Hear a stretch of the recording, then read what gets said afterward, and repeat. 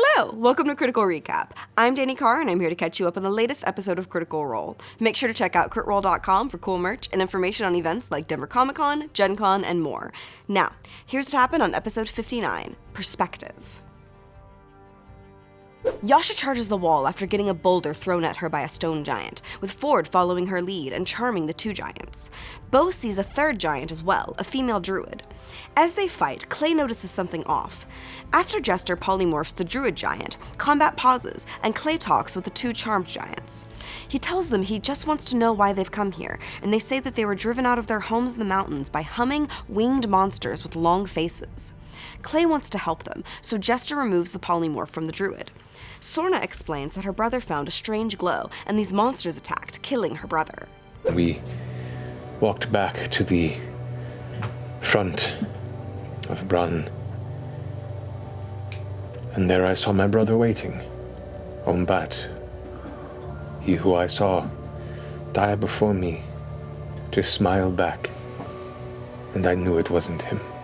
The 8 survivors came to the steelworks to make a final stand, or to rebuild. She describes the creatures in more depth, and Bo remembers reading about something similar called Chasmi. The 9 decide to help the giants, as it will get them out of the steelworks and provide a strong allyship. Ford finds a locked box and 3 vials, with the box containing a smutty locket and a letter detailing an illicit affair between Boda the foreman and a drow woman. At dusk, the giants' hunting party returns to the camp, and Sorna talks to them about the possibility of taking their home back. They agree for her to go with the 9 to fight for their home in the mountains of the Penumbra Range, but the rest of them will stay behind in order to keep their camp in case she should fail. They don't fully trust the 9, Clay excluded. They bed down for the night, and Yasha slightly ingratiates herself to the giants by partaking in a bit of their giant spider.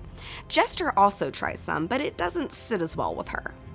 In the morning, the 9 depart, guided by Sorna, and head into the mountainous Penumbra Range. During the ride, Caleb and Nott talk. Nott is feeling uneasy that she ditched her husband to go adventuring right after being reunited with him. Caleb tells her to consider the big picture, that she has to cozy up to the dynasty in order to get Yeza home safe. Caleb asks what name she would prefer, and she chooses Nott for now. She's worried about whether her husband is still going to like her, and whether she will even want to return to her simple life after having a taste of adventure. Caleb tells her those are answers she has to figure out for herself, but he doesn't judge her. And we could just fritter our life away and just abandon hope, you and I. But you're not. You are working towards something good, and your son needs a world to grow up in, with parents who love him. So you're feeling poorly, you are doubting yourself. I understand that very well, but I don't share your opinion of you. They discuss the conversation Clay had with the giants, impressed by how well he turned the fight around. Ford discovers that the vials he found are healing potions, 2 standard and 1 greater. He talks with Jester and parcels out 1 for Caleb, 1 for Bo, and tries to give the greater to Jester. She tells him to keep it for himself and considers taking it as a spell from her. They make it to the mountains and find themselves outside of a fortress built into the mountain.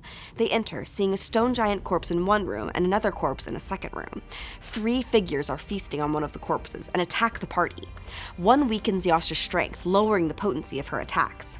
Clay casts Holy Weapon on Bo's fists, giving her extra radiant damage with every strike. A humming noise enters the room, and Chasmi shows up, attacking Ford. You glance up just in time to see something shadowy dive down from above. Oh no! Oh, what is that?